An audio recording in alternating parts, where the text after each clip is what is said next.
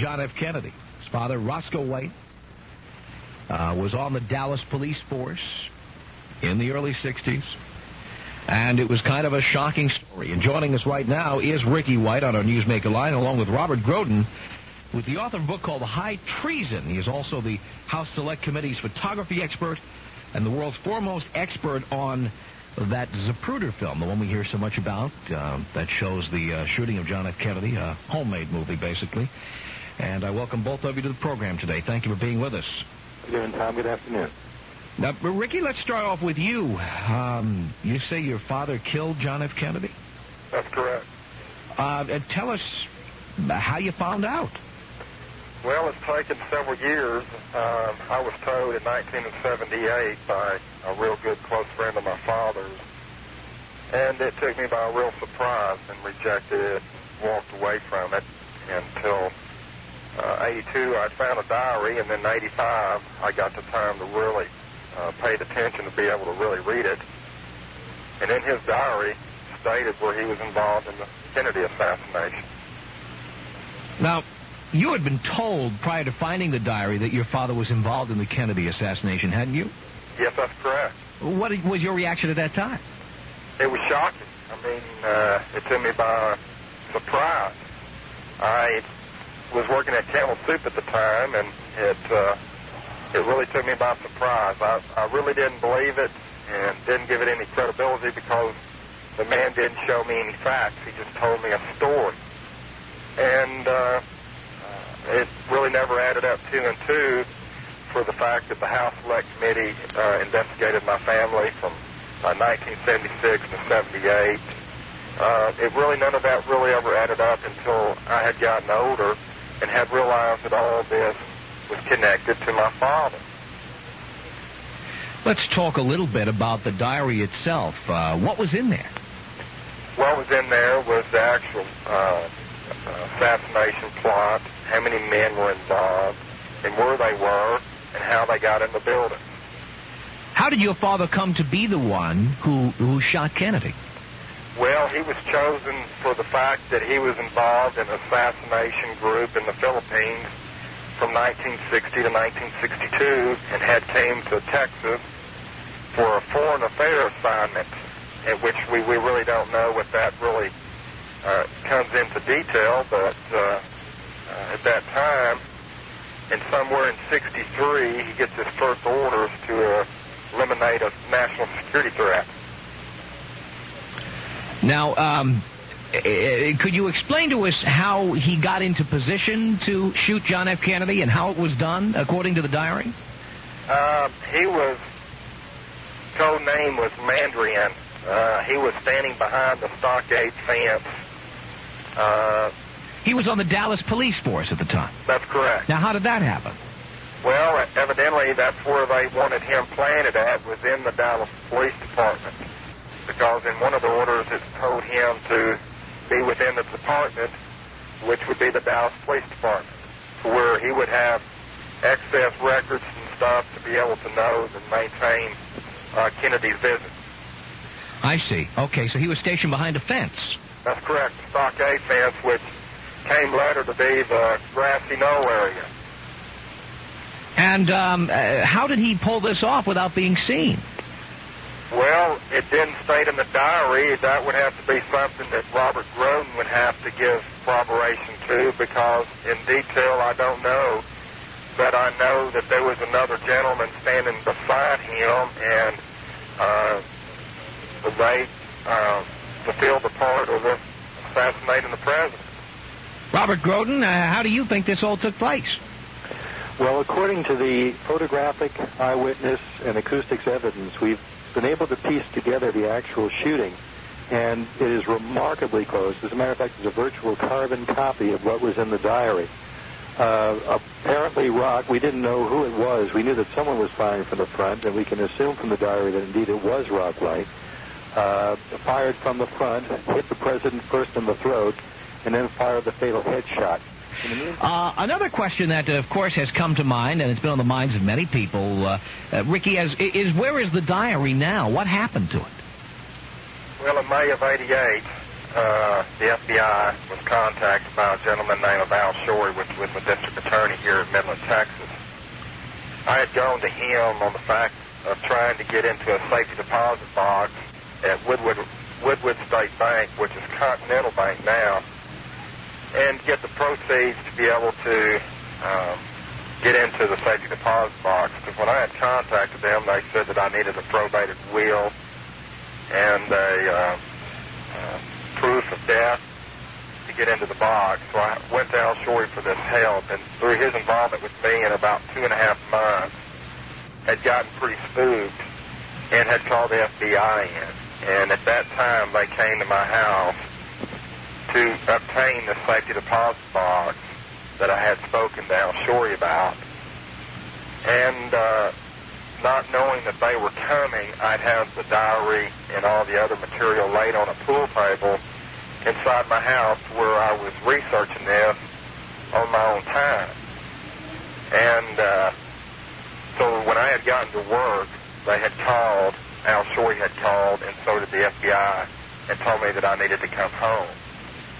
And I went home to where I'd met with them and had confrontation out in the front over the fact that I didn't think that they had the right to come into my house. And Mr. Butler, one of the FBI agents, had read in a federal book where if I didn't, and with holding any evidence in a national case like this, I could spend 10 years and a $100,000 fine. And I had gone in and called my attorney, which he had represented, and told me that he thought that I ought to let him in. So I let him in, and we went in there, and they asked me if I had a box, and I did. And we took all this material and had loaded up into the box and had taken it out to my car. And then I had no earthly idea at that time that there was a federal office here in Midland, Texas.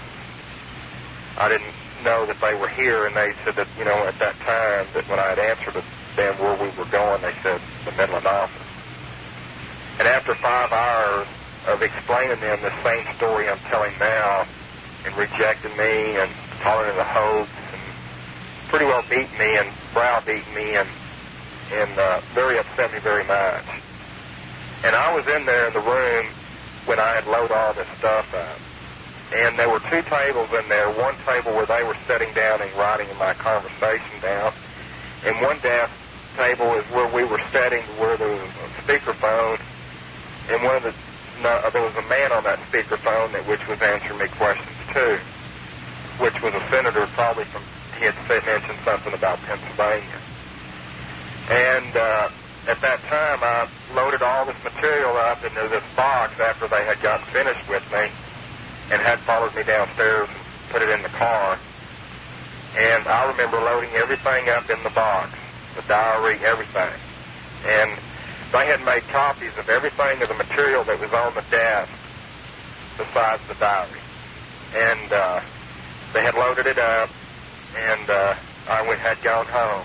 And I'd taken the box out and had put it in there in the pool table, and had went in my bedroom to where I'd laid down on the bed and started crying, because I didn't know where I was going to go with this story now, because I didn't think anybody would believe me. Why didn't you make a copy of the diary? There was an attorney had showed up to my house the day before the FBI had showed up. I didn't have any earthly idea what I'd had in my hands. I was trying to find every way in the world to reject it. So I had an outsider, a man that I had never met in my life, had came in my house and had spent 3 hours in my house, an attorney from Lubbock, Texas. He has come forward now. I didn't want to bring anybody into this that didn't want the attention. And he stated that everything that was in the pool table of the story that I'm telling now is the same story I told him and had showed to him. And when he left, the first thing he said is, you need to make copies of that diary, because somebody's going to come and get it. I had no chance to make any copies of that diary after getting his opinion.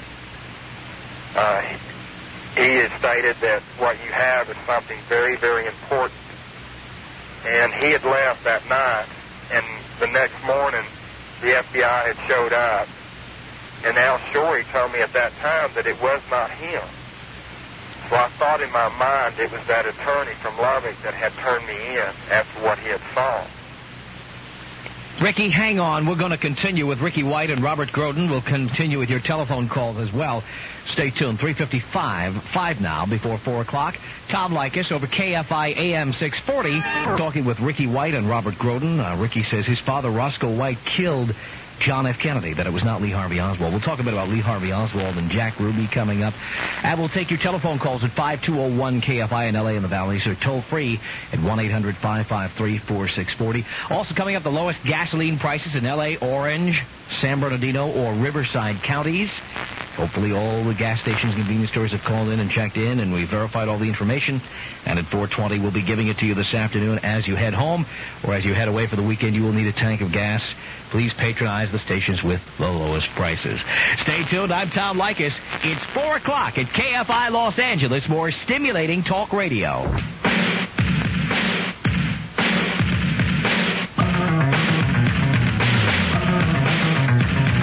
408, thank you for tuning in to KFI AM 640. I'm Tom Likas. Talking about the issues Monday through Friday from 3 to 7. That's our new time, 3 to 7 in the afternoon as you head home. Still to come at 4:20, the lowest priced gasoline in town, L.A., Orange, Riverside, San Bernardino counties. And between 5 and 7, wide open phones where anything can happen on Friday afternoon, and usually does. Any issue we've talked about this week and you haven't gotten a chance to get in on it, or anything you think we've left out of the mix. Or if you just want to take your best shot, go ahead and take your chances between 5 and 7, because I'm going to shoot back, pal. All right, that's coming up between 5 and 7. We used to do it between 4 and 6, but we've moved it up, along with everything else here on KFI AM 640. Well, thank you for tuning in again this afternoon. Joining us today in our first and only guest segment today, Ricky White and Robert Groden. Ricky is the man who said, and you heard in the news all last week, that his father was the one who shot JFK. Robert Groden is the author of a book called High Treason, and is the photography expert of the House Select Committee, considered to be the world's foremost expert on the well-known Zapruder film, a home movie of the shooting of John F. Kennedy. And our telephone number, L.A. and the Valleys, 5201-KFI. That's 5201-KFI from the 213 or the 818 area codes. Or toll free from Orange County or the Inland Empire, 1-800-553-4640. If you're in the 714 area code, 619 or 805. Call 1-800-553-4640. We'll pay for your telephone call, and we'll put you on the air. We continue with Robert Groden and Ricky White. And what happened to Lee Harvey Oswald in all of this? If Lee Harvey Oswald did not shoot Kennedy, who was Lee Harvey Oswald? That's for either of you. Well, Lee Harvey Oswald, we always knew, we could always prove scientifically, never fired a shot. We had never, although, considered that he may be totally innocent. We didn't know. There's no way to prove it one way or the other. But according to the diary left by Roscoe White, Ricky's father, Oswald did play some role in the assassination, in all probability limited to creating a sniper's nest on the 6th floor, and perhaps allowing the sniper to get into the building.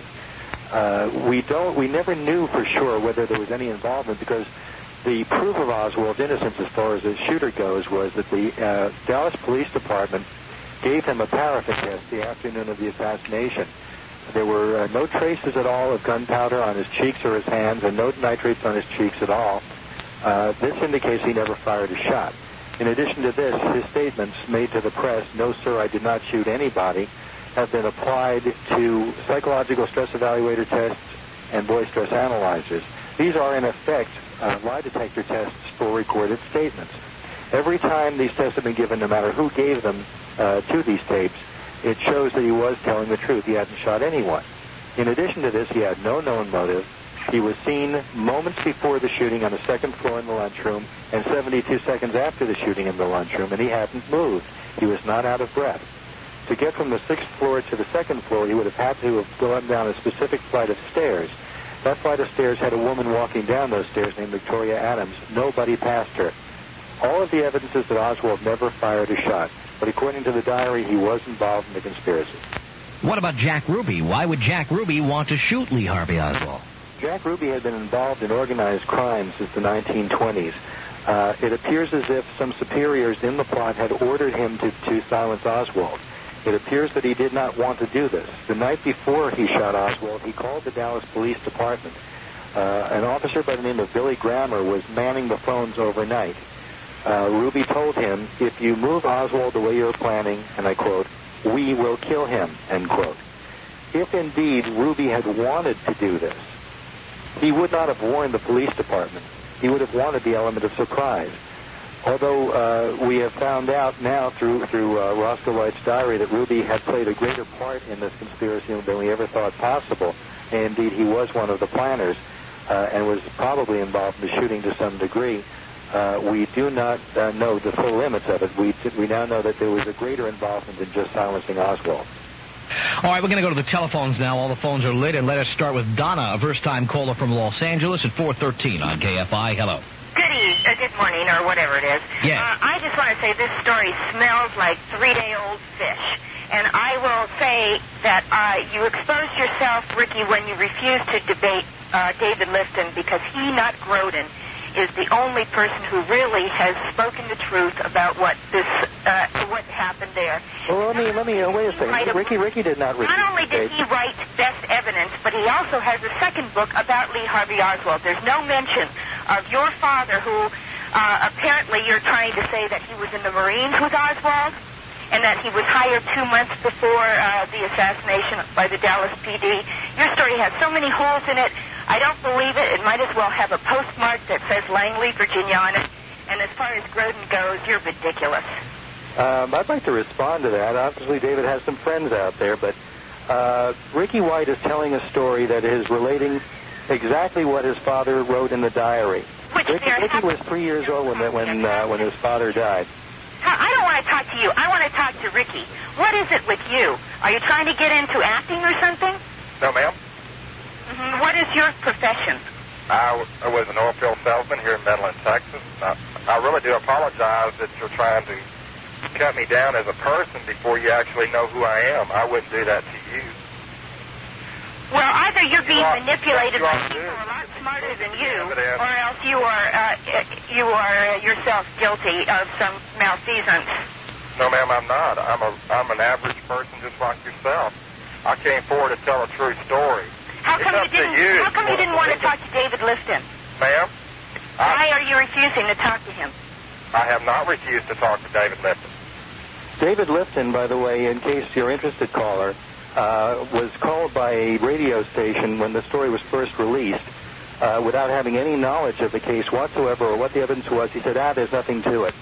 And he was asked, well, what is it about you don't believe? He said, and I don't believe any of it. He was asked, well, have you heard it? He wasn't even aware what the evidence was. He's never met Ricky. How come he's not on the show today? How come you're there and he's not? Listen, David Lifton was in the same room as Ricky last week and elected not to even talk to him. Well, David Lifton's office contacted us about appearing on this program, and we said yes, he could, and my producer, Greg Cockrell, informed Ricky. Was that correct? You were informed about this and declined to appear with David Lifton. Is that correct?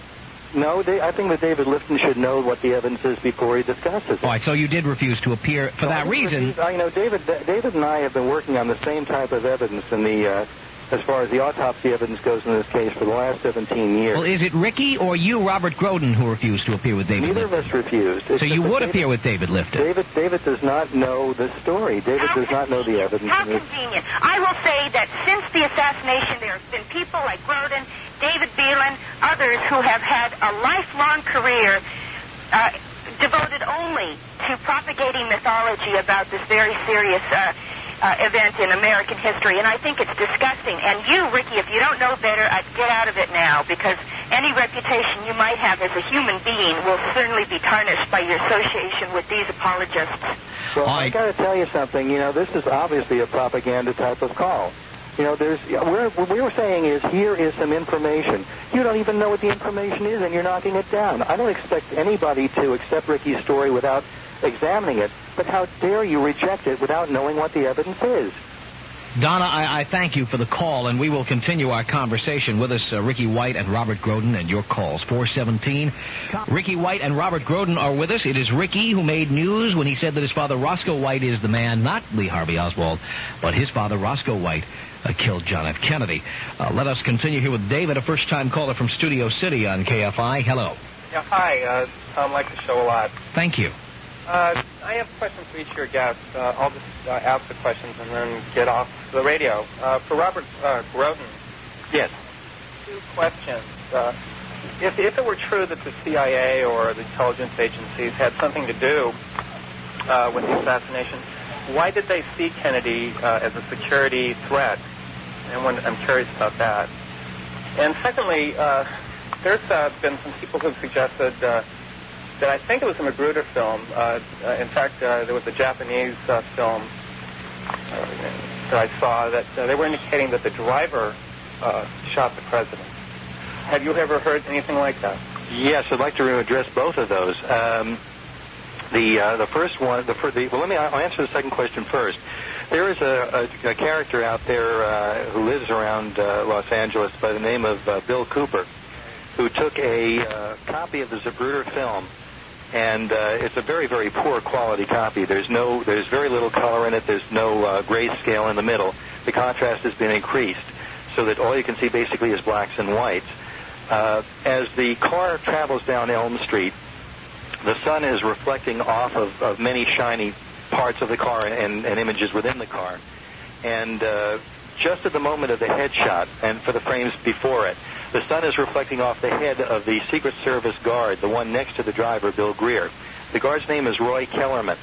As the sun reflects off his forehead and the top of his head, it has a almost right angle type of shape, and appears to be, if you use your imagination, look a lot like a gun. In fact, it is not.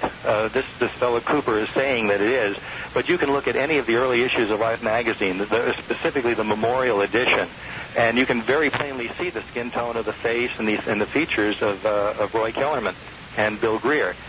In addition to this, in the original Zapruder film, the clear copies that I have, you can see that Greer's hands never leave the steering wheel.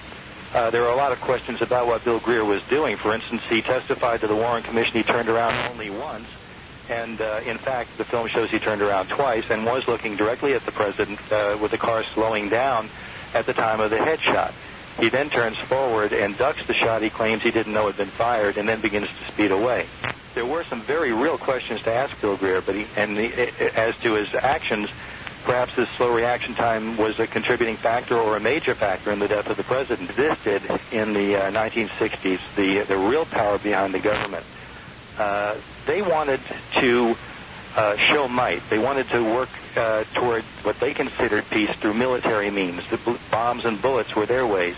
The president was trying through negotiation. They felt he was too soft on communism and that he was throwing the country down the tubes. They felt that he was a threat to their agenda.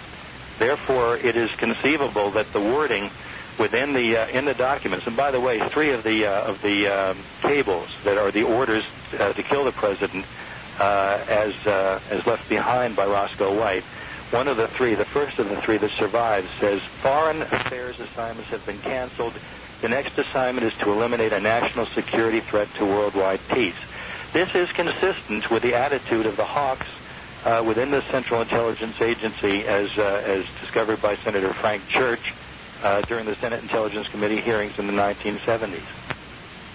All right, thank you for the call, David. Here is Mike in Los Angeles on KFI 427. Hello. Yes, good afternoon, Tom. Hi. Two questions, a couple for Ricky and a couple for Mr. Groden. Ricky, isn't it true that before you went public with this that you have attempted to sell the story to anybody with a checkbook big enough to satisfy you? No, that's incorrect. Are you then saying that the Los Angeles Times was erroneous when they reported the story that you had admitted in a press conference to attempting to sell a book and or a movie and or both? Let me interrupt if I may. It's kind of difficult for Ricky to answer. The question is for Mr. White. Thank you. No, it is, but the thing is, I was at the press conference. Well, the question that was asked of Ricky was, what would he like to see happen? And he said he would like to see a movie or a book. And this is honest. He's not trying to deceive anybody. But the purpose of it was to tell his father's story. His father left this evidence behind in order to have it seen. And Ricky's sole purpose in that was to do that. If there eventually is some kind of a deal that would make him some money, so be it. I wouldn't begrudge him that, but that was not his primary purpose, and the press has totally distorted that. If there was any guile or any attempt to deceive here, he never would have said that. Tom, do the earphones that don't work today, are they on your other guests? Maybe I should ask Ricky his questions, and then he can respond then. Ricky, would you like to respond to that? That's correct. I never have issued the fact that nobody even has made any deals on a book or even a movie. All right, so then... Now we're at the point of defending the story. Every critic in the world is trying to down-critic Rick. And I just came forward with material that I think that even you, if you had it in your possession, would come forward and tell. All right, that's all I'm doing. Let Tom Show make some history today. Would you like to confirm or deny? Are you currently on any production company and or news outlet payroll for this story? That's incorrect. I'm getting paid right now by a Matsu Corporation that funded the investigation for me to work on this on a full-time basis. And what corporation, sir? Matsu Corporation. And they have funded this? That is correct. So you are being paid by them then for this story? That's incorrect. You are receiving no personal monetary remuneration for this story? All I am getting paid is through Matsu Corporation. I am not getting paid through any outsource. Nobody's came forward. So then I've given interviews. I've given reports to other magazines on a free basis. Right, I'm not a money grabber. Then you have succeeded in selling your story to the Matsu Corporation. Would you mind telling the listeners how much they're paying you for it? At this time, they probably have about $100,000 in it, to the fact it took that to be able for me to go and contact these people that evidently your newspaper there in your town, you need to contact them and let them know that we gave out a pamphlet. And it gives all the names and people that you're unaware of that's involved in this. What you're doing is you're calling and you're picking on Ricky White. Well, and I have to tell you right now, I came forward with evidence, corroboration, and proof, and any more than that. Did you come forward with this as a good American looking to expose the murder of the president, or as a profiteer looking to cash in on what has obviously become a growth industry in this country? Hey, I'll tell you right now, sir, we have not made one dime off this story at all. You just said a minute ago that you've made $100,000 off the story. You're putting words in his mouth. That is not what he said. He said that Matsu has spent that much. They have spent $100,000? That's correct. How much of that $100,000 has gone to you, sir, and to Mr. Groden, too, since he wants to chime in on this? I have not gotten a penny, and I am not going to get a penny. I don't want any money for Ricky's story. Ricky is doing this because he wants to get his story out. Who's paying you to make a call like this? I'm making the call myself because I have heard of some of this material, and frankly, some of the people who have brought this material forward are about as flaky as Mr. Cooper, who you talk about, sir. Well, Mr. Cooper certainly is flaky, and there are a lot of flakes out there, but Ricky is trying to tell his story. And the only way he could do this is to get some backing, because it's not easy to try to investigate something like this. Ricky has not been paid $100,000. It has cost that much to do the investigation so far. And if you would just have a slightly open mind, you might want to see the evidence before you shoot your mouth off. Mike, thank you for the call. We will continue 4:31 now at KFI AM 640. We are continuing with Ricky White, son of Roscoe White, the man who Ricky says killed John F. Kennedy. Robert Groden is author of a book called High Treason, and we're talking about who really shot John F. Kennedy, which is something that America has been thinking about and talking about for 27 years. And, it appears that David Lifton is calling in here. We don't have any more lines to call out, so he must have called in. David, thank you for calling. Hi there. Hi, I'm going to leave you with our guests here. Well, I just wanted to make one statement to begin with, that this morning, yesterday I was told by my publicist at Rhino, because I have this videotape, that I would be on the show, and this morning I was told by the producer, Craig, that Larry Howard of the Assassination Information Center called in, or they heard that I was going to be on, and said that Ricky White will not appear if I'm on the show.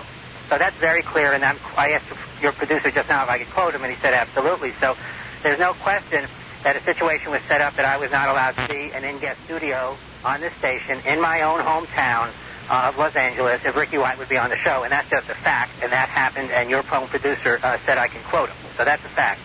The second thing is about meeting Ricky White. I was in Dallas last 8 days doing a very extensive documentary film on the Kennedy assassination. And I mean, this is really very important stuff and will be around for years to come in schools and classrooms. And we have hours of Marina Oswald. We have some retired Dallas police high-ranking officers. We've even got some FBI officials on our documentary. And believe me, I don't believe in the Warren report, and yet we managed to get all these people interviewed. And I met Ricky White, I mean, maybe for 5 seconds. I was running up to the Assassination Information Center where we wanted to borrow their Zapruder camera.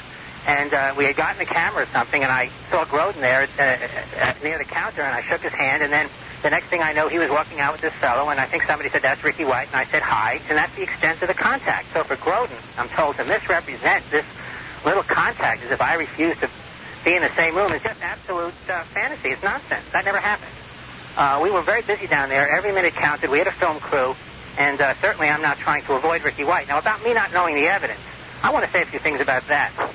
First of all, I have the Austin American articles in front of me, and I've studied them. And, in fact, I've spent a number of hours on the phone with the reporter who wrote them, Earl Gold, to get into the question point by point about what's going on here. And I think the readers or the listeners to the show would probably wonder what's going on here, because most of us, according to the polls, don't believe the Warren report. And I'd like to give you my take on this. My take on this is as follows. We have here in America an unsolved crime. And that crime is the assassination of John F. Kennedy. And there's a lot of evidence that indicates that shots came from the front. And, in fact, my book, Best Evidence, gives a logical reason why there can be shots from the front, and yet they don't show up in the autopsy report, which is that the body was altered. So we have a very serious crime here. And this situation really has developed where it's like the cutout thing at a carnival, where you can stick your head in the cutout hole and get photographed. And the cutout is located on the grassy knoll. And one person after another over the years comes forward and kind of claims credit for shooting President Kennedy. And now the latest version here is the one coming from this group in Dallas, which are sort of sponsoring Ricky White. And by the way, I want to divert at this point and say that before the press conference, they were out here and met with Oliver Stone. Now, there's nothing wrong with meeting with Oliver Stone, but if Woodward and Bernstein were doing their work, they certainly wouldn't be meeting with Alan Pakula in the movie industry before they published in the Washington Post. And so that's a pretty peculiar sequence. But these guys were out here, and that means Ricky White was out here, and that means Larry Howard was out here with their wives, and there's pictures of them with Oliver Stone. So this statement that they'd like to get a book, but that's just serendipity if it occurs, is nonsense. In fact, it started with... Hey, can I say one thing, just a second? Yeah. I think you're an embarrassment to the JFK Research Center because you're not giving me a chance.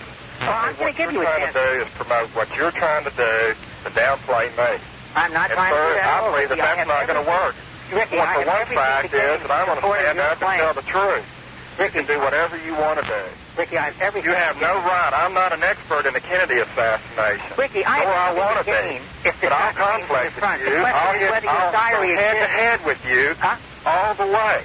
I am not going to step down at all.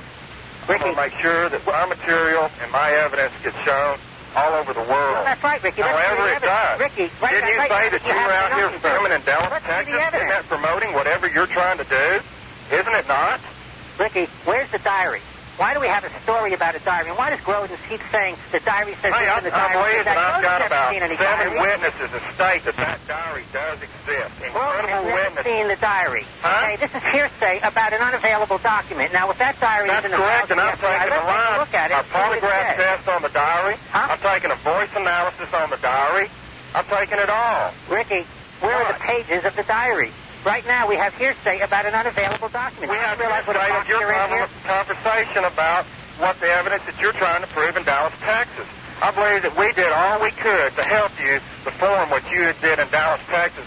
And then somebody like that will come into your place of work, help a man perform what he's doing in Dallas, Texas, fly back to Los Angeles, throw his hands up in the air, and state that what I'm saying has no truth to it. I didn't say that what you have not left the evidence tell for itself. In my world, what your problem is that you're trying to run me down. No, and I'm not running you down. Ricky. And if I didn't have time to visit with you in Dallas, Texas, it's because I have all these other people that are trying to come at me to down me on the fact of what I came forward with. Ricky, if everybody would just give me the chance and the opportunity not to run me down, you've got a problem with the have the diary.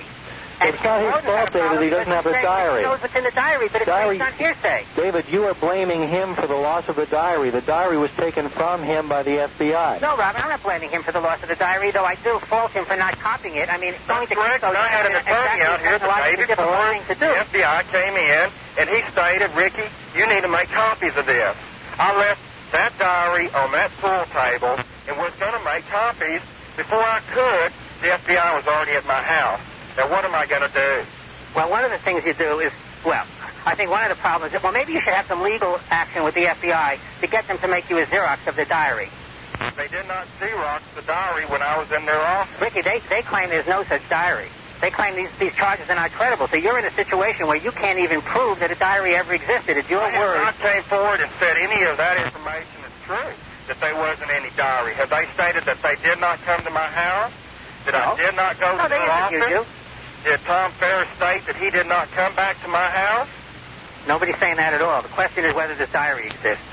David, when they came to his house, they took the diary. They had it earlier that day. If they'd have wanted it through official channels, they could have asked him for it then and given him a receipt. Instead, they came back after the fact and took it at that time without leaving a receipt for it, and without Ricky even being present in the room when they took it. I have to jump in here for a second. We will continue 4:45 now. It's a quarter to 5. With us on our newsmaker lines, we have Ricky White, who says his father killed JFK, Robert Groden, author of a book called High Treason. They are both in Dallas, Texas. And calling in is David Lifton, whose book is called Best Evidence, and he has been challenging some of the claims made on the air today. Originally, David Lifton was scheduled to be a guest here, and we were asked to cancel his appearance today. I'm going to throw out a statement to all of you, and it's not meant personally against anybody. It just seems that whether it be at one end of the spectrum, you've got Bill Cooper, and at the other end of the spectrum, you've got...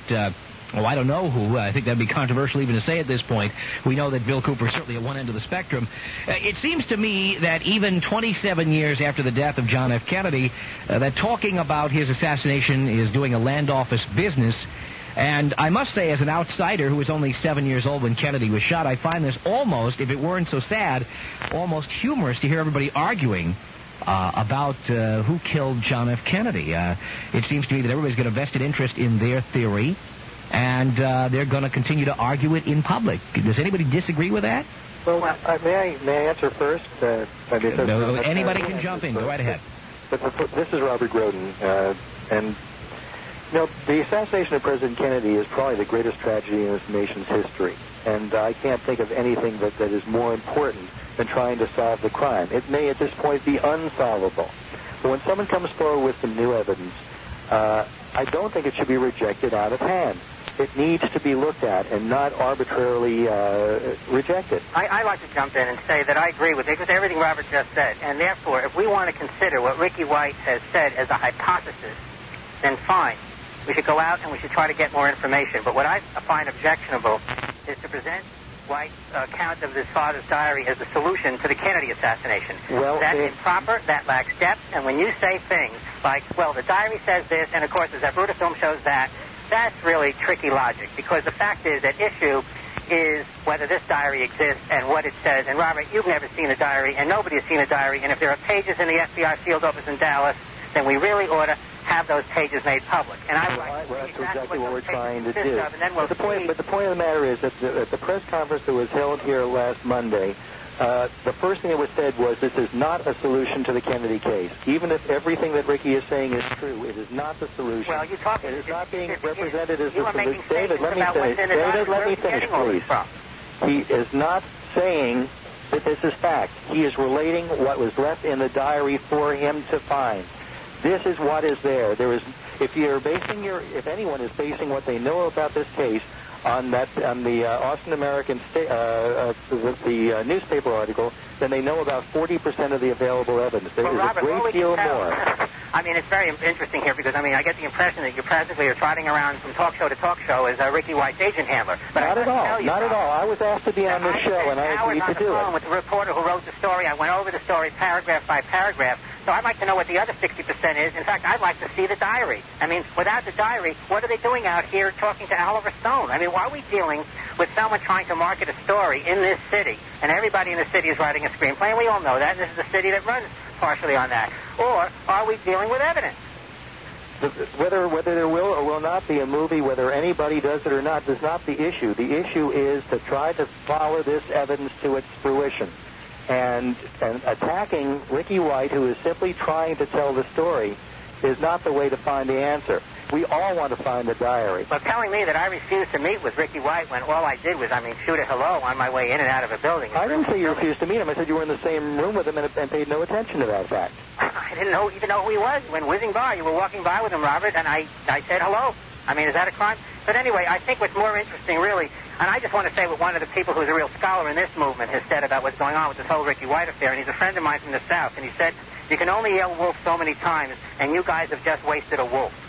And that's basically how I feel about this whole account until we can produce some credible evidence of what this diary says and root ourselves in a foundation of written words that we can all examine on an equal basis and not have this nonsense where you are relating hearsay about what Ricky remembers the diary said before it was allegedly taken and locked up by the FBI. Well, again, we could argue about this from now until the end of time. The point of the matter is that until the FBI releases the document, and by the way, one thing that I find very interesting is that everyone keeps saying we don't have the diary. Well, again, it's not Ricky's fault. But the FBI says that there's nothing to it, and they looked at this evidence in 1988, at the time it disappeared. Yet now they deny that they ever had it. Ricky White, I'm going to give you the last word today. Go ahead. Yes, but the fact is that if Robert Groden will tell you, even without the diary, Robert, am I correct? What do you think about the corroboration to this story, the fact of the people that you've been able to meet to corroborate the story? I've met with witnesses. We have found witnesses, people that Ricky hasn't seen in decades.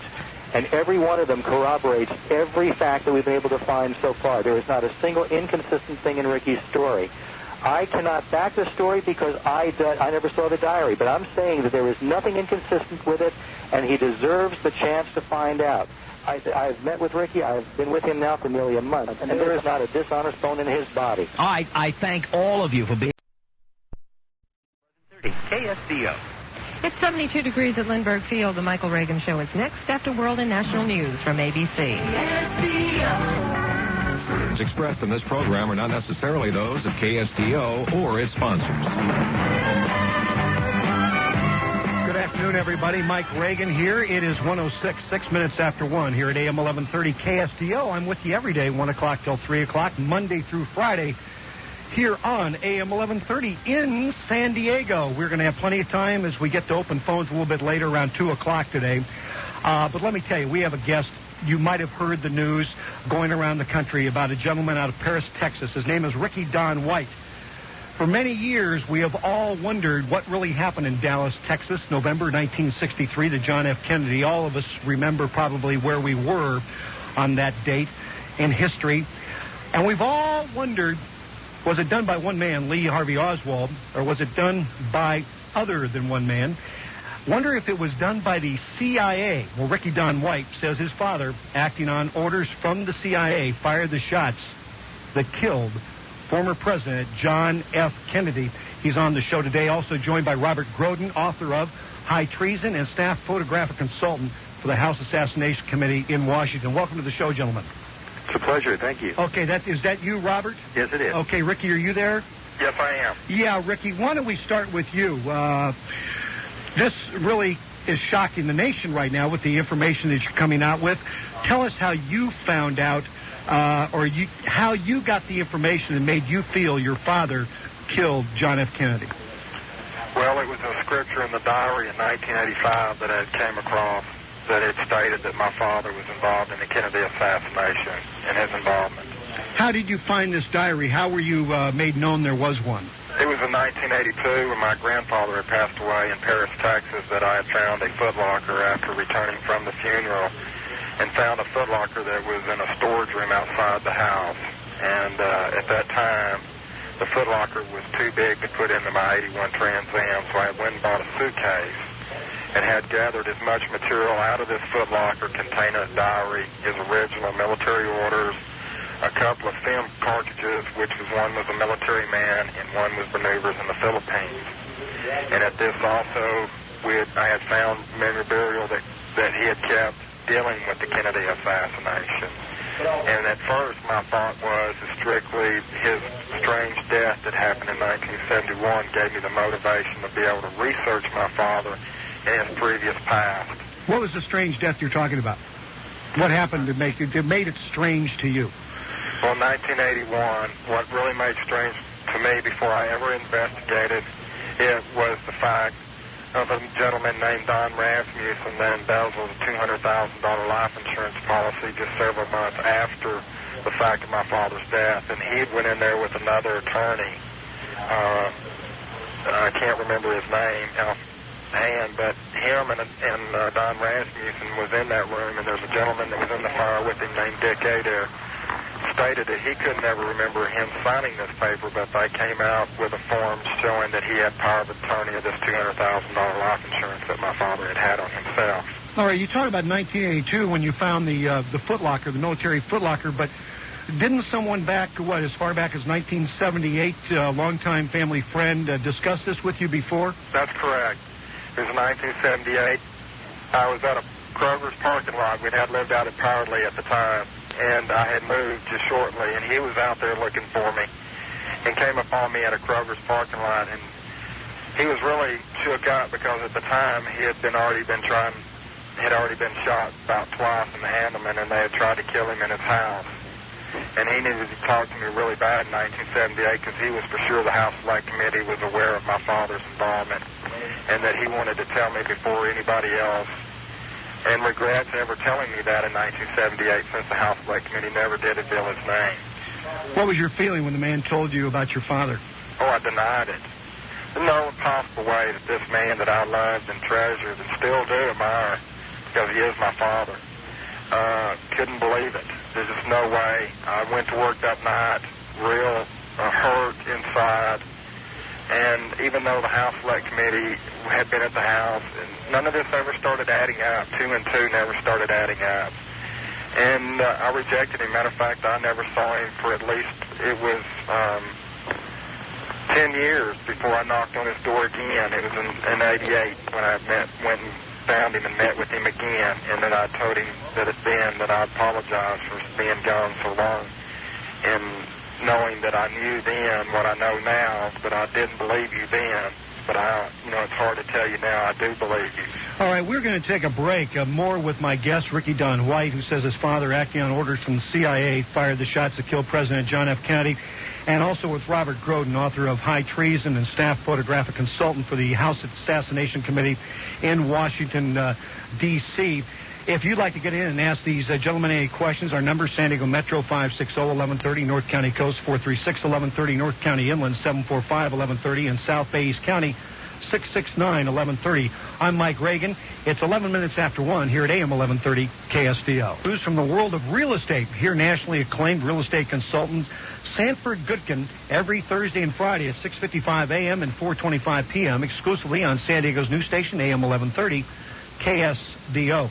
It's 14 minutes after 1 here at AM 1130. Mike Reagan with you. We're visiting with Ricky Don White, who says his father, acting on orders from the CIA, fired the shots that killed former President John F. Kennedy, and Robert Groden, author of High Treason and staff photographic consultant for the House Assassination Committee in Washington. Let me go to you, Mr. Groden, next, all right? Sure. When did you get this information, and what do you think of what Ricky Don White is saying? I was invited in to examine this information by the JFK Assassination Information Center here in Dallas 3 weeks ago. Mm-hmm. And I have been looking at it from every possible angle that I can come up with, and I have not been able to find a single hole in any of it. It all matches. There's nothing inconsistent with what we knew. It fills in some of the blanks that we didn't know before. What kind of blanks? Well, for instance, of course, the names, it verifies positions that we had always assumed based on the on trajectories and evidence that existed before. This just simply ties it in that much closer. And a lot of what was in the diary was not known and proven until about 8 years after Ricky's father passed away. Now, let me talk to both of you on this, and maybe you first, Ricky, on this. Robert Groden makes reference to the diary. Of course, this diary that we're talking about is now missing as you go public with this story. What do you say to people that are skeptical at that point because it is missing? Well, all I can say is it's my fault, and my family holds me responsible for the missing of the diary.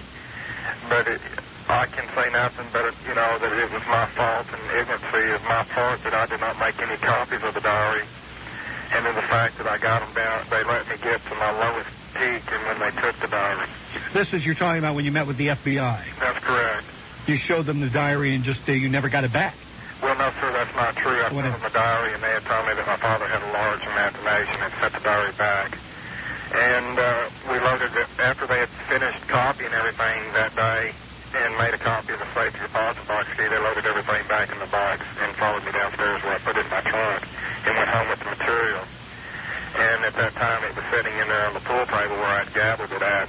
And was in my room crying. They upset me very much because of the fact that I went to them to tell them the story after Al Shorey had called them. And after a little while, I knew that there was no way that they were believing me and that they were calling me a nut.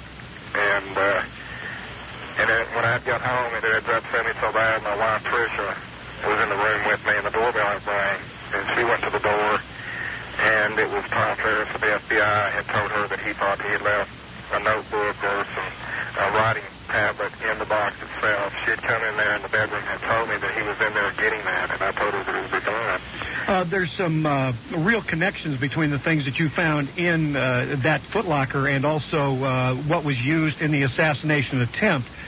And I'm sure, Robert Groden, these are things that were interesting to you because also in there was a Mauser rifle of the same make that Lee Harvey Oswald has. Is that correct? The rifle was not the same as Lee Harvey Oswald's. It was the same as the rifle that was originally described in the Warren report as being found. All right. The original Dallas police records are that a 7.65 Mauser was the weapon that was recovered in the depository. It is a far better, far more reliable weapon than the Mannlicher Carcano that was alleged to be used by Oswald, which, by the way, was a slightly different caliber, 6.5. I wanted to comment, if I may, for just one moment on the FBI sending Ricky home with that the diary. Had they kept it at that time, they would have had to give him a receipt for it. There would be something that they would have to be responsible for and deal with. By coming after the fact and taking it without an official receipt, they have what you call deniability, and they can always claim that they don't have it. But I tend to believe every word that Rick is saying about that. Do you believe Ricky Don White's life is in danger? I think it was in far more danger before this information came out. Now the insurance policy is the fact that the entire country wants answers about this. We have a very valid question that Rick has raised here, and this is a legacy that he is trying to push forward. It's his belief, as I understand it, that his father was indeed very sorry for what he had done. It was not his personal choice to do it, and that he was remorseful about it, and that he wanted the story told. And I think that's why Ricky has come out and done this. I think it's very commendable. Yeah, Robert, have you had a chance to look at I'm sure you have, at the cables that were also in the locker? Those are the ones that Bobby Inman, former Naval Intelligence Director and CIA Deputy Director, feels are a forgery, but yet they are backed up by another gentleman. Who's that? What Bobby Inman is saying, by the way, is very, very funny. What he's saying is that they don't look like official documents to him. Well, CIA stationery, CIA headings that you would normally find on interoffice memos and formal memorandum does not apply here. This is not something that's supposed to be published or put in any particular file. I think it's ludicrous for him to say that these don't look official to him. They wouldn't. This has nothing to do with anything he's dealing with. And we're not talking about possibly CIA memos, although maybe we are. We're talking about something that has a lead heading, naval intelligence. These appear to me to be cryptographic messages that are supposed to be viewed once. They are decoded upon receipt. They are dealt with and destroyed. At the bottom of each of the 3 pages, it does say destroy. And by the way, although only 3 of these memos survive and were kept in this, what I'm referring to as a time capsule, which is what it was of sorts, there may have been more. These 3 are the ones that 2 before and 1 after the assassination really tell the story. There may have been more that we're not even aware of. These were authenticated by Admiral Stockdale? Stockwell, John Stockwell, okay. Who was with the Central Intelligence Agency. He says there is nothing inconsistent between the wording and the form that is used here in official government memorandum. Let me read one of these before we take a break and come back with you. This is to Remarks to Mandarin, which Ricky Don White says was a code name, CIA code name for his father. And this is in 1963. Foreign affairs assignments have been canceled. The next assignment is to eliminate a national security threat to worldwide peace. Destination will be Houston, Austin, or Dallas. Contacts are being arranged now. Orders are subject to change at any time. Reply back if not understood. Signed C. Bowers, I believe it is. OSHA. And then at the end it says code AAA destroy. When we come back, more with my guests, Ricky Don White and Robert Groden. It's 22 minutes after 1. I'm Mike Reagan, and this is AM 1130 KSDO. Back, everybody. 24 minutes after 1. Michael Reagan with you, visiting with Ricky Don White and with Robert Groden. If you'd like to call in, ask any questions of my guests, San Diego Metro, 560-1130, North County Coast, 436-1130, North County Inland, 745-1130, South Bay, East County, 669-1130. September 1963, Navy Intelligence, remarks Mandarin, Code A. Dallas destination chosen. Your place hidden within the department. Contacts are within this letter. Continue on as planned. And then code AAA again, destroy on. Signed again by C. Bowers. Who is C. Bowers? We don't seem to know. It could be somebody's code name. It could be somebody else. It could be a cover. I personally don't know. I don't know if there was any reference in the diary. Ricky, was there? No, there's not. C. Bowers was just a surprise to me. It was at Dion, because I've never heard that name ever before. Ricky, let's go back to you, because there's more connections other than just the Mauser and these documents that I'm reading one by one. But there's also a connection between your father, whose name was Rossi or Roscoe. Roscoe Anthony White. Yes, sir. Okay, there was also a connection between him and Lee Harvey Oswald. Is that correct? That's correct. What was it? It was in the Philippines. They had left on the USS Bexar at the same time and rendezvous at Subi Point, Subi Bay, which is a CIA operative at the time that was flying U-2 flights, secret flights over Russia. And is there a picture that was taken of the two of them? That's correct. And Time magazine showed it in the November issue of 1988. And my father was single back in the background. So they did know each other. Also, Geneva White, who was his wife, I believe that she worked for Jack Ruby. That's correct. In September of 1963. Worked for Jack Ruby for 3 weeks at the Carousel Club. While she was at the Carousel Club, was she ever able to overhear conversations? Did your father ever visit the club? That's correct.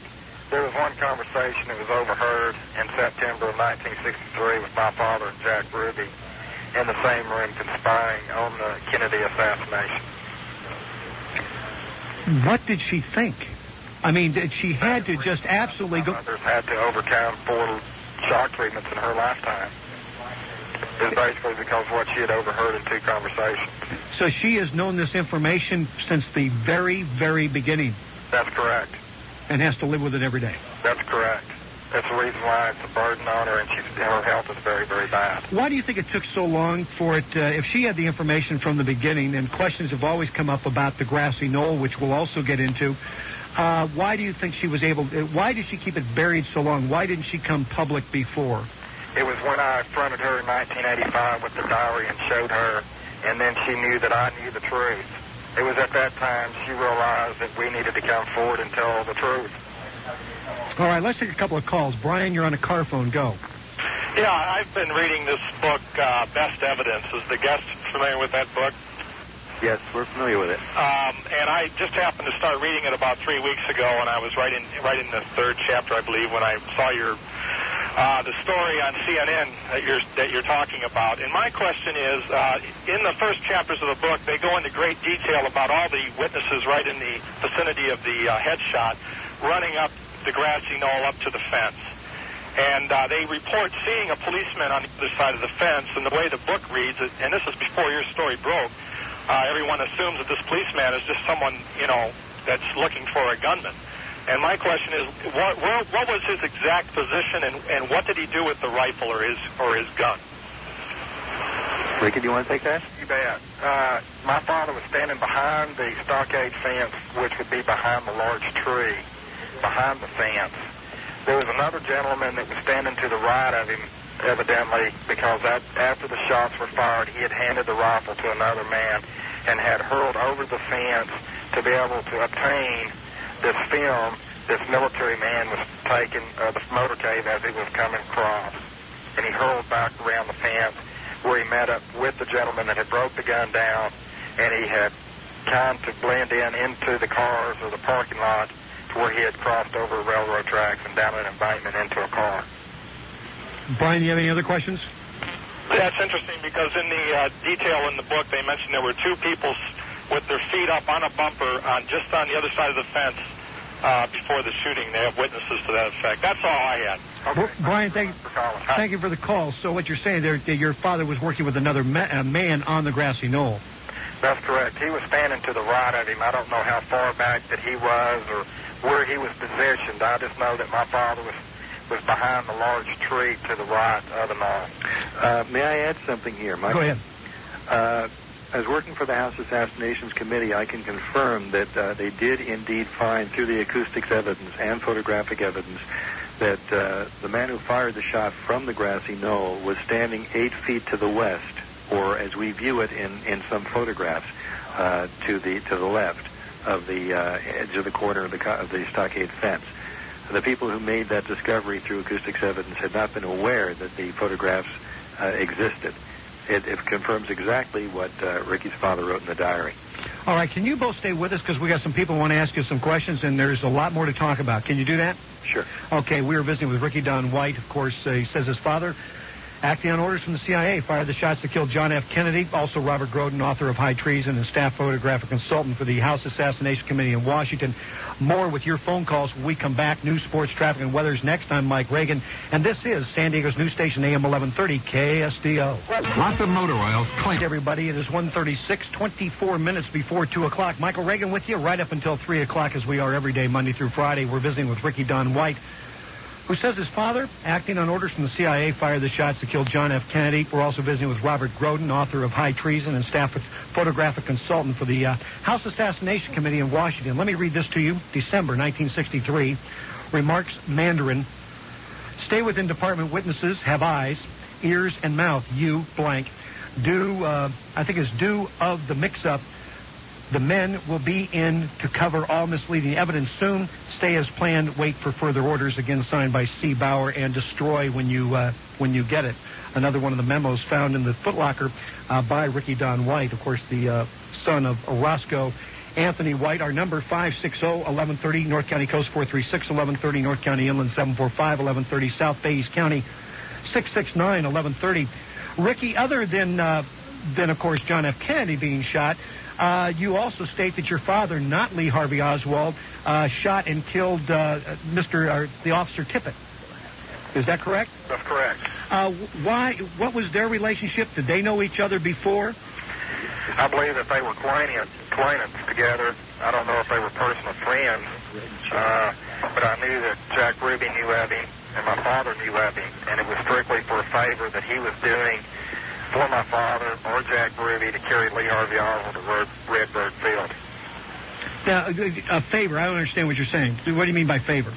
Well, a favor is in going to Officer Tippett and asking him would he mind driving this man to Redbird Field where he can fly out of the country, and then when he realized that the president had been shot over his radio and the man that he was supposed to be rendezvousing was the same man that they had already proposed as shooting the President of the United States. Then you're saying Officer Tippett was confronted by two gentlemen that day, Lee Harvey Oswald and your father? That's correct. And was shot and killed by your father? That's correct. Your father, joined, you said 3 months prior to the assassination, joined the Dallas Police Force? No, that's incorrect. He joined October the 7th of 1963. Okay. 6 weeks before the Kennedy assassination. 6 weeks. Same time that Lee Harvey Oswald gets a job at the 6th floor book depository. Interesting. Let's take a call. Gary, PB, you're on. Good afternoon, gentlemen. I have two questions, one for each guest. I'll make them quick. Mr. White, was prior to the knowledge that you've just spoken about, did you have any reason to believe that your father was an assassin or maybe a sharpshooter or a top-notch sniper in the military?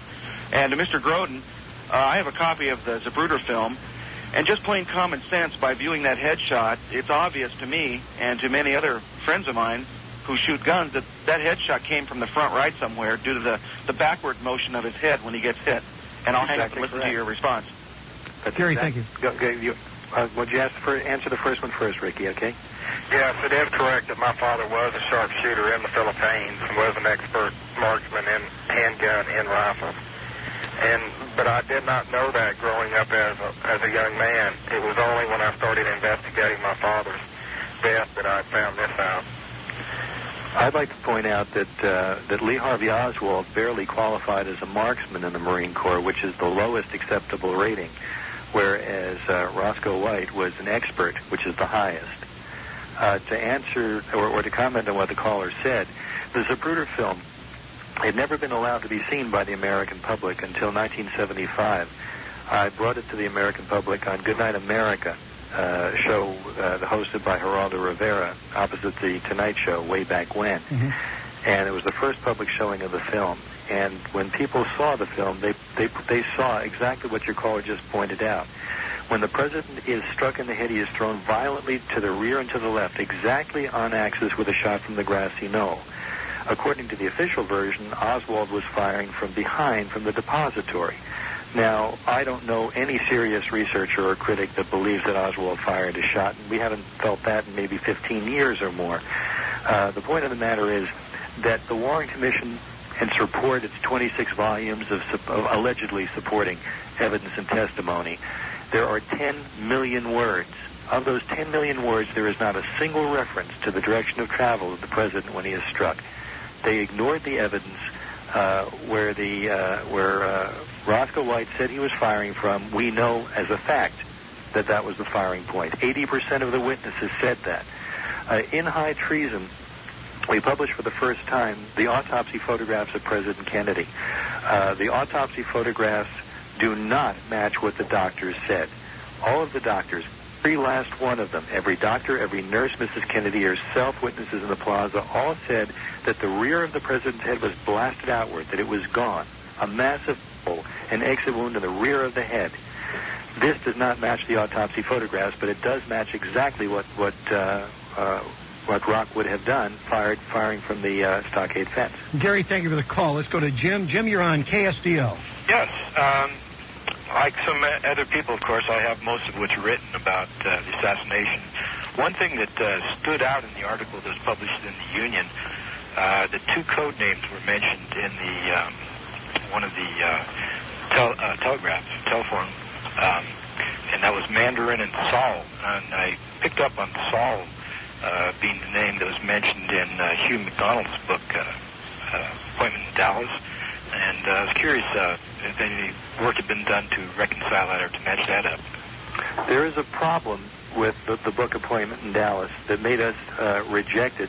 By us, I mean the critical community for years. There's just so many blatant errors of known fact and angles and things that were wrong. We tended to reject it. But given the nature of the cables and the as Ricky has spoken about the diary and the references to Saul, we're beginning to rethink that entire scenario now. Jim, thank you for the call. Let's go to Marty in Rancho Penasquitos. You're on KSDO. Good afternoon, gentlemen. Michael, earlier in the show, one of the gentlemen mentioned that the purpose of the assassination was because someone, perhaps Mr. Kennedy, was a threat to world peace. I would like to know your guest's estimation of the real cause of the assassination, and secondly, what is being done to bring the conspirators to justice? I'd like to try to answer that if I may. For years, we have been looking for the motives, the possible motives into the death of President Kennedy. We've come up with quite a few, but the ones that make the most sense relate to both Cuba and Vietnam. The president had, of course, okayed the Bay of Pigs invasion against his better judgment. He was convinced by the CIA and his own advisors it was the thing to do. He was misled. The CIA bungled the operation, and the president had to take the blame. He was angry. He fired the leadership of the CIA, Allen Dulles, who had been the director, who, by the way, in the most inexcusable turn of events, was named one of the 7 Warren Commission members. So one of the strongest enemies of the president got to choose the historical version of what was going to be called the assassination history. But there was a second planned invasion going on. The CIA was training anti-Castro Cuban exiles in Florida, New Orleans, and Guatemala. At the time of the Cuban Missile Crisis, President Kennedy made a deal that with Khrushchev that if the Russian warheads were removed from Cuba, we would stop our assassination attempts and our planned invasion. The president attempted to live up to his word. The CIA would not listen to him. There was open warfare between the two. The president said he was going to take the CIA, tear them into 1,000 pieces, scatter their ashes to the wind. They were not going to sit still for this. In addition to this, the president had announced shortly before his death that we would be withdrawing from Vietnam. The CIA and the military wanted that war. He had his scenario. His method to finding world peace was through negotiation and peaceful means. Theirs was just the opposite. Where he wanted to deal with words, they wanted to deal with bullets and bombs. And this brings to mind the wording within the first of the three surviving notes. And the first one says that the assignment is to eliminate national security threat to worldwide peace. Obviously, the people that wanted the president removed felt that he was too soft on communism, that his route was not the route that they wanted to take, and that seems to be the reason why. Now, there is nothing, as I understand it, anywhere within the diary, and Ricky can correct me if I'm wrong, but there's nothing in the diary that says that Rock wanted to kill the president or that he had any negative feelings about him. It was an assignment, and that's what he did.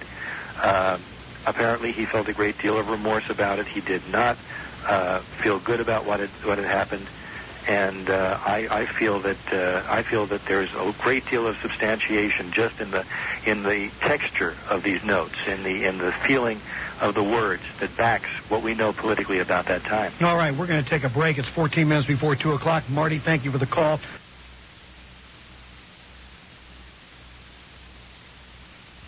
First on observatory grounds to raise funds for firefighting equipment. For details, call 742-3447. Mike Reagan, we're back with you. It is 1:50, 10 minutes before 2 o'clock. Ricky, let me ask you this question. I'm sure it's come up before, and it's probably going to come up again. What happens to your story credibility-wise when you come out and say you're looking for a book or a movie contract? Are you indeed looking for this, or is the story of first importance to you? The story is the first most important, and when in the news conference I had said something about a book or movie when somebody had asked me about it, and I referenced that it would be nice to see it, and the fact to know the whole truth about the Roscoe Anthony White story in a book or a movie, but nobody has come forward to ask us at this time for a book or a movie. Just credibility-wise, it just doesn't look good. Do you agree with that, Robert? Mike, I'd like to comment on that. I'm very glad you brought it up. You know, people keep talking about credibility here and motivation and all. I've been with Ricky for several days.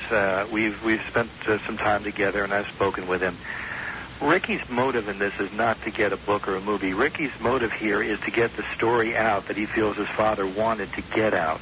If there were any attempt to deceive here, or as far as motive goes, he never would have mentioned that. What he said was, and I was at the press conference, and I know what was said, and I know the way it was asked. What he said was that he would like to see a book or a movie to get the story out. That was the purpose of it. He wants the story told. He feels that, and if I'm putting words in your mouth, Ricky, please stop me, but it appears as though his father was being used, and used to do something that he did not want to do, something that was an act that was not a good act, but an evil act.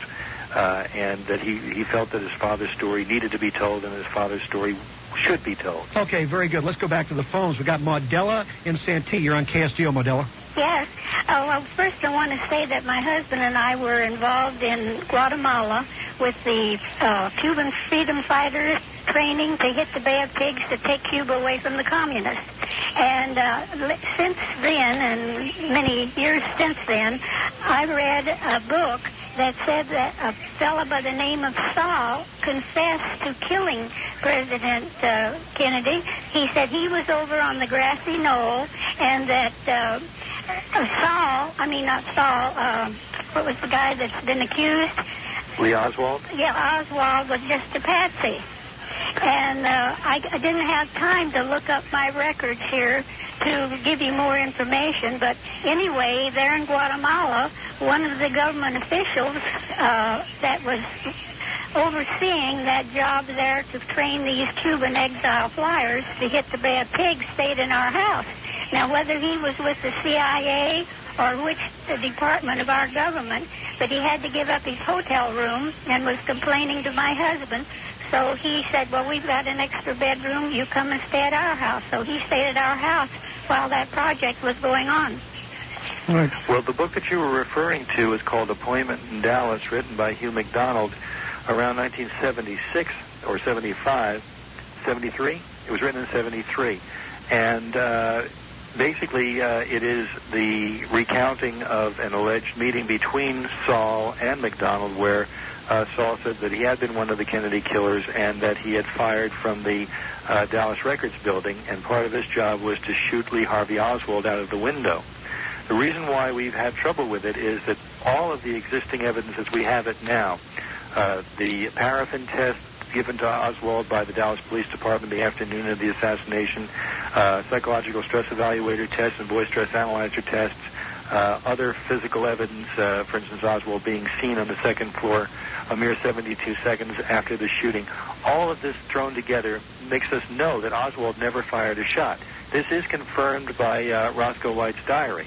All of the evidence is that he never fired a shot. So anyone who said that Oswald was one of the assassins adds a great lack of credibility to their story.